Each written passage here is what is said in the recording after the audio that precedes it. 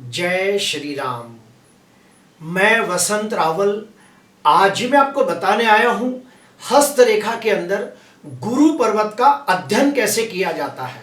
ये कैसे जाना जाता है कि गुरु बलवान है या कमजोर है। उसके बाद हम लोग जानेंगे कि गुरु पर्वत के ऊपर कौन कौन सी निशानियां क्या फल देती है, वो भी हम जानेंगे। आइए सबसे पहले जानते हैं हस्तरेखा के अंदर कौन सी जगह पे कौन सा पर्वत होता है। यह है हथेली, यह है गुरु की अंगुली। गुरु की अंगुली के नीचे गुरु का पर्वत होता है। शनि की अंगुली के नीचे शनि का पर्वत होता है। सूर्य की अंगुली के नीचे सूर्य का पर्वत होता है। बुध की अंगुली के नीचे बुध का पर्वत होता है।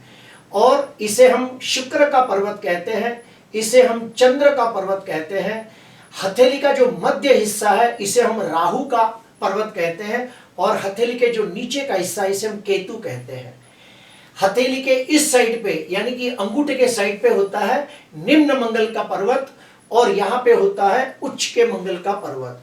तो इस प्रकार से आपने जाना कि हथेली के अंदर कौन से ग्रह का कौन सा पर्वत होता है। आज हम अध्ययन करेंगे सिर्फ और सिर्फ गुरु के पर्वत के ऊपर। तो सबसे पहले हम लोग जानेंगे कि गुरु बलवान है या कमजोर है, ये कैसे जाना जाता है। अगर गुरु का ये जो पर्वत अगर ये उभरा हुआ हो तो समझना कि गुरु बलवान है, और ठीक इसके विपरीत अगर ये हिस्सा अंदर दबा हुआ है तो समझना कि गुरु कमजोर है। अभी हम लोग जानेंगे कि अगर गुरु का पर्वत उभरा हुआ हो यानी कि गुरु शुभ हो, बलवान हो, तो क्या फल मिलता है। जो भी व्यक्ति की हथेली के अंदर गुरु का पर्वत बलवान हो, शुभ स्थिति में हो, उभरा हुआ हो, तो ऐसे व्यक्ति अत्यधिक धार्मिक आध्यात्मिक होते हैं। उन्हें पूजा पाठ करना, होम हवन करना, दान पुण्य करना, यात्रा तीर्थ यात्रा करना, ये सब बहुत अच्छा लगता है। ऐसे व्यक्ति बहुत ही भाग्यशाली, नसीबदार और किस्मत वाले होते हैं। जो भी व्यक्ति का गुरु का पर्वत उभरा हुआ हो, ऐसे व्यक्ति अत्यंत बुद्धिमान, गुणवान, तेजस्वी, प्रभावशाली, स्वभाव से विनम्र, विनयी, विवेकी होते हैं।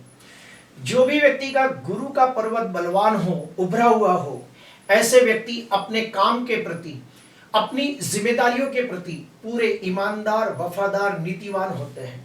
अपने उसूलों के पक्के, अपने सिद्धांतों के पक्के और प्रिंसिपल को पकड़ के चलने वाले लोग होते हैं।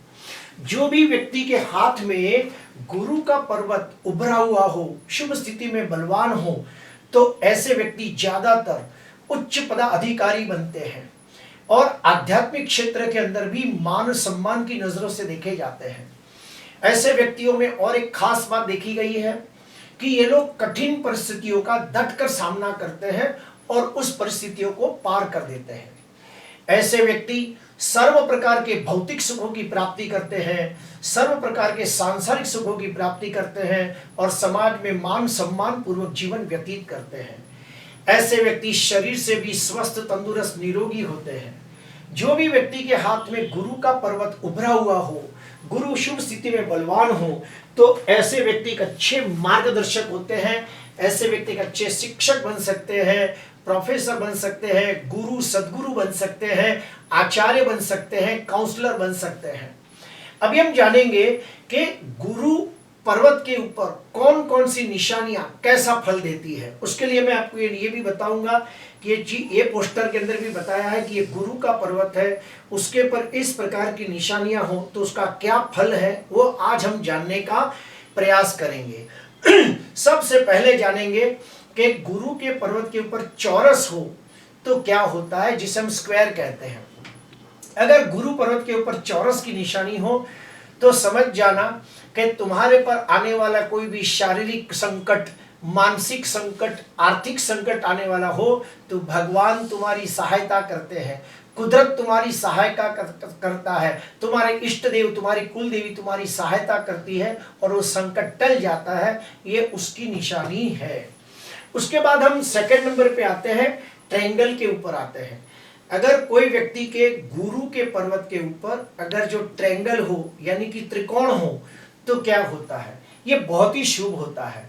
कहा जाता है कि जो भी व्यक्ति के गुरु के पर्वत के ऊपर ट्रायंगल आया हो तो ऐसे व्यक्ति अपने फील्ड के मास्टर होते हैं, अत्यंत चालाक, चतुर, होशियार होते हैं। उनके पास रणनीति, राजनीति, कूटनीति का बहुत अच्छा ज्ञान होता है और ऐसे व्यक्ति एक अच्छे पॉलिटिशियन भी बन सकते हैं।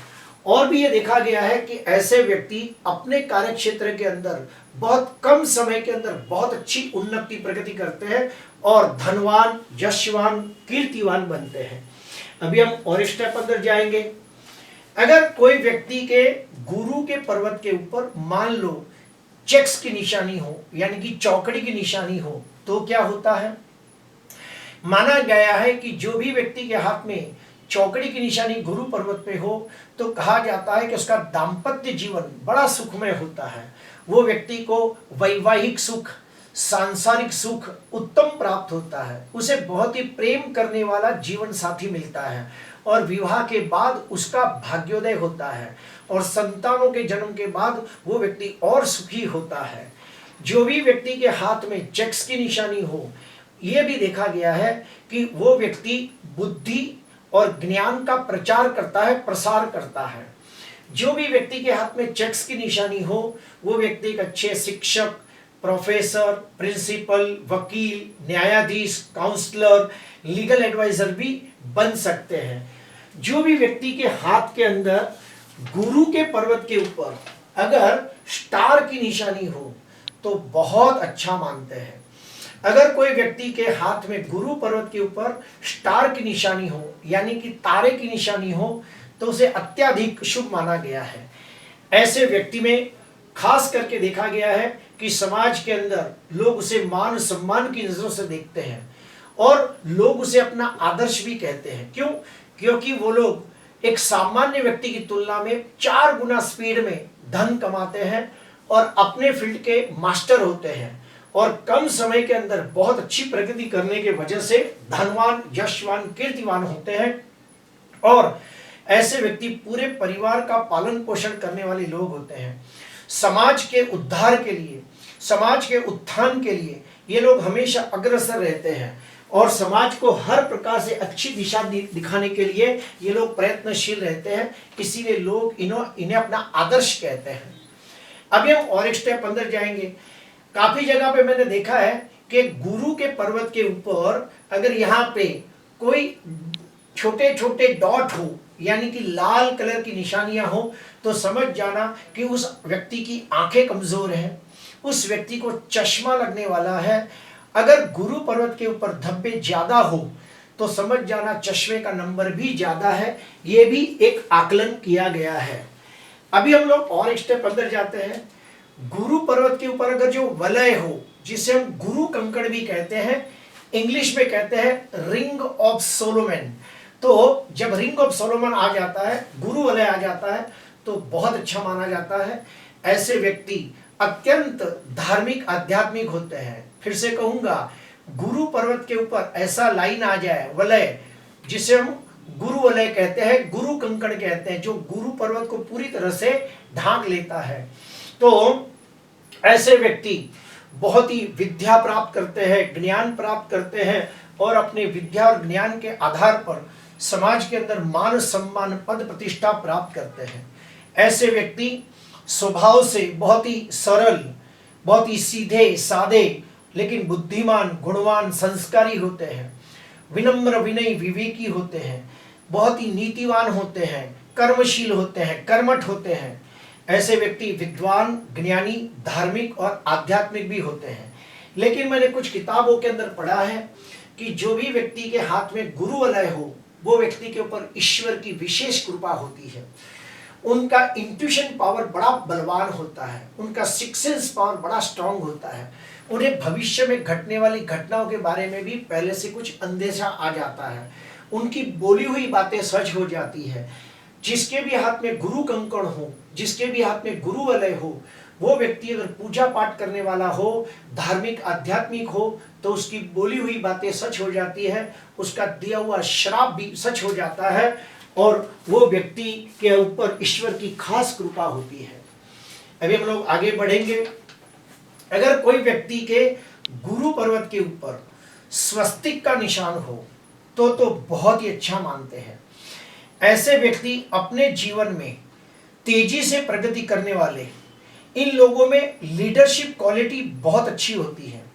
ऐसे व्यक्ति धार्मिक आध्यात्मिक क्षेत्र में भी ऊंचाइयां प्राप्त करते हैं।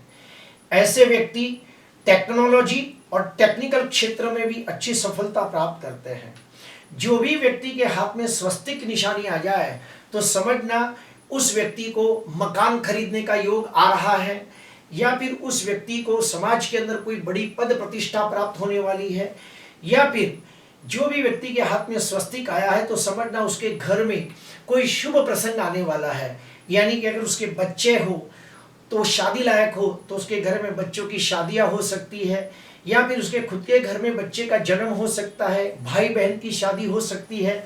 तो जब स्वस्तिक की निशानी आती है तो घर में शुभ प्रसंग आता है और उसके कुटुंब को समाज के अंदर मान सम्मान पद प्रतिष्ठा प्राप्त होती है।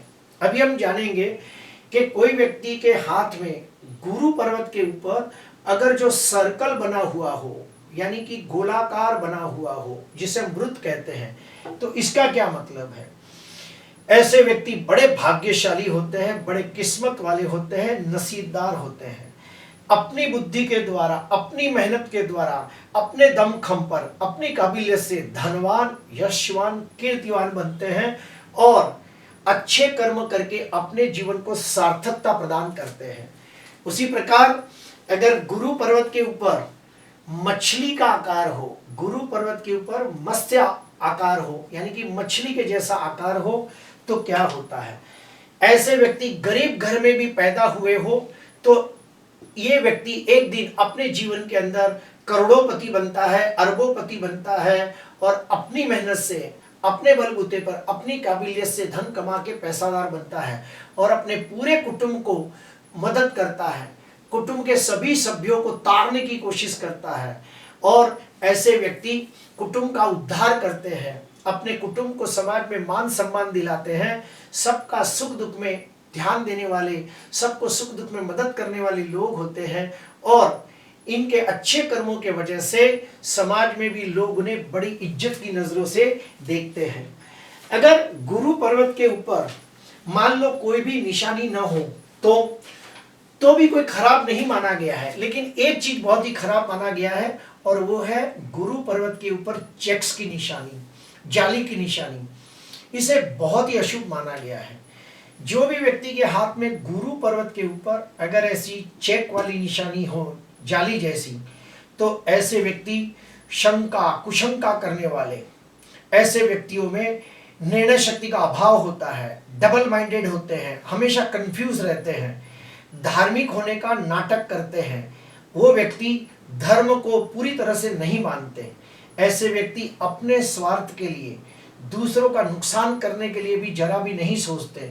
ऐसे व्यक्ति बहुत ही अहंकारी होते हैं, अपने अहंकार के वजह से कई लोगों का नुकसान भी कर लेते हैं और उन्हें समाज के अंदर अच्छा मान सम्मान प्राप्त नहीं होता बल्कि निंदा के पात्र बनते हैं।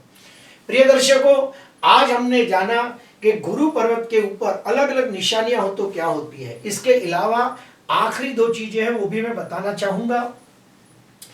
अगर गुरु पर्वत के ऊपर अगर जो सीधी दो रेखाएं हैं, जैसे कि मान लो यहाँ हस्त रेखा है, यहाँ पे जीवन रेखा है, ये जीवन रेखा से दो रेखा अगर ऊपर के तरफ जाती हो, जीवन रेखा लाइफ लाइन में से दो रेखा ऊपर के तरफ जाती हो तो क्या माना जाता है, वो अच्छी अपॉर्चुनिटी रेखा होती है। यानी वो व्यक्ति अच्छे कर्म करके जीवन के अंदर धनवान, यशवान, कीर्तिवान बनता है और वो व्यक्ति अपने अच्छे कर्मों की वजह से मान सम्मान भी प्राप्त करता है। ठीक उसी प्रकार अगर गुरु पर्वत के ऊपर आड़ी दो रेखाएं आ जाए तो समझना कोई अच्छी अपॉर्चुनिटी उसके सामने खड़ी है। आने वाले दिनों में उसे कोई जमीन, जायदाद, प्रॉपर्टी, दुकान, मकान खरीदने के योग है तो उसे कोई भी अच्छी प्रॉपर्टी खरीदनी चाहिए या फिर व्यापार में जाने से उसे लाभ होता है। तो प्रिय दर्शकों, अगर गुरु पर्वत के ऊपर खड़ी दो रेखाएं या फिर आड़ी दो रेखाएं आ जाए तो भी बहुत शुभ मानते हैं। प्रिय दर्शकों, आज मैंने आपको बताने की कोशिश की कि गुरु पर्वत के ऊपर कौन कौन से प्रकार की निशानियां हो तो क्या फलादेश होता है। अगर आपको ये वीडियो अच्छा लगा हो तो ज़रूर लाइक करना, सब्सक्राइब करना। नमस्कार।